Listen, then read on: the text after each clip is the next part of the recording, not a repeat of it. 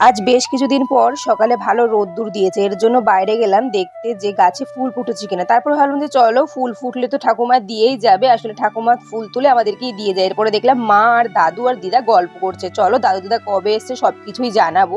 আর এখানে দেখো বাবা কত ধরনের ফল এনে রেখেছে গামলা ভর্তি করে। তার আগের দিন মা এই বাতাবি লেবুটা এনেছিল। তোমাদের কাদের বাতাবি লেবু পছন্দ আমাকে অবশ্যই কমেন্টে জানিও। এরপরে মা এখানে রান্না করে নিচ্ছে রুই মাছ। আর যেহেতু দিদা এসছে, এদিকে মেয়ে কাজ করবে, দিদা বসে থাকবে, এরকমটা তো হয়ই না। তাই জন্য আমার দিদা সব সময় মাকে হাতে হাতে কাজ করে দেয়, মানে মা একটু কমই কাজ করে, দিদা আসলে দিদা কিছু করতেই দেয় না। আর এখানে দেখো দিদা ভালো করে থালা বাসনগুলোকে বেজে নিচ্ছে। তারপরে দিদাই বেশিরভাগ রান্না করেছিল, কিন্তু তারপরেও মাও কিছু কিছু করে দিয়েছে হাতে হাতে। মানে দিদা আসলে মায়ের অনেকটা রেস্ট হয়। এরপরে আমি গেলাম ফুল তুলতে, ভাবছি জবা ফুলগুলো নয় ঠাম্মা তুলে দিয়ে যাবে, ঘরের সামনের ফুলগুলো আমি তুলে নিই। আর আমাদের গাছে না প্রচুর ফুল হয়, যেহেতু জল হয়েছিল তোমরা তো দেখেছিলে, আমাদের এখানে প্রচুর জল, প্রায় হাঁটু সমান জল হয়ে গেছিল।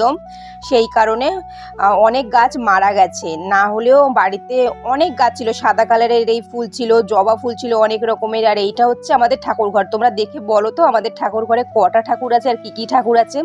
আর দেখো এখানে আমার বাবা কি করছে, এখানে আমার বাবা হচ্ছে মাল করছে, মানে এইগুলো বাদামগুলো প্যাকেটে ভরে এগুলো ট্রেনে বিক্রি করে। এরপরে এই চাল কুমড়োটা আমার দাদু নিয়ে এসেছিল, মানে আমার দাদু বাড়ি থেকে যখন আসছিল তখন আমার দাদু বললো এই চাল কুমড়োটা নন্দিতার জন্য নিয়ে যাই, মানে আমার মায়ের জন্য। তো আমার মায়ের জন্য নিয়ে এসেছি। এই চাল কুমড়ো ভাজাটা করেছিল। এমনি তো আমার চাল কুমড়ো ভাজা ভাল লাগে না, কিন্তু যদি দিদা রান্না করে আমার তাহলে খুব ভাল লাগে, মানে দিদা না খুব টেস্টি রান্না করে।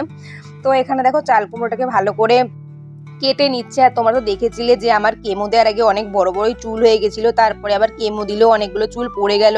এর জন্য বাবা আমাকে আবার ভালো করে ন্যাড়া করে দিচ্ছে। তারপরে স্নান করলাম, স্নান করে উঠে দেখছি এরকম বৃষ্টি। বৃষ্টি তো ভাল লাগে, কিন্তু এই যে বৃষ্টিতে একটু বাইরে বেরোনো যায় না, এর জন্য ভাল লাগে না।